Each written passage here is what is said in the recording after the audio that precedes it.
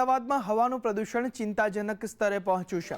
નિષ્ણાંત તબીબ ડોક્ટર સાહિલ શાહે કહ્યું કે પ્રદૂષણ વધતા વૃદ્ધો અને બાળકોને વધુ અસર પહોંચે છે। તેની બહાર નીકળવાનું ટાળવું જોઈએ। વૃદ્ધોએ અને બાળકોએ બહાર નીકળવાનું ટાળવું જોઈએ તેવું પણ તબીબ દ્વારા કહેવામાં આવ્યું। હવાનું પ્રદૂષણ વધતા દર્દીઓની સંખ્યામાં પણ વધારો નોંધાયો છે। હોસ્પિટલમાં રોજની ઓપીડી 300 થી 400 થઈ ગઈ છે। શ્વાસ લેવામાં તકલીફ, શરદી, ખાંસીના કેસ વધ્યા છે। સોલા સિવિલ હોસ્પિટલમાં 40 દર્દી દાખલ છે। અમદાવાદમાં પ્રદૂષણ વધતા ઓપીડી પણ વધતી જોવા મળી રહી છે।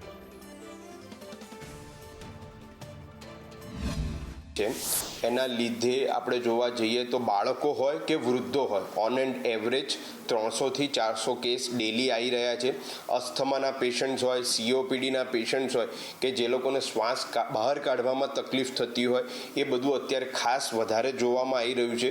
એટલે એ પ્રકારના જે દર્દીઓ હોય છે એ લોકોએ ખાસ કાળજી રાખવી। આપણે જોવા જઈએ તો અસ્થમાના પેશન્ટ્સ હોય, COPDના પેશન્ટ્સ હોય, નાના બાળકોમાં શરદી, ઉધરસ, તાવના કેસીસ વધતા હોય, આ બધા પ્રકારના પેશન્ટ્સ અત્યારે ડેલી ઓપીડીમાં ખાનગી હોસ્પિટલ હોય કે સરકારી હોસ્પિટલ હોય એમાં જોવા મળી રહ્યા છે।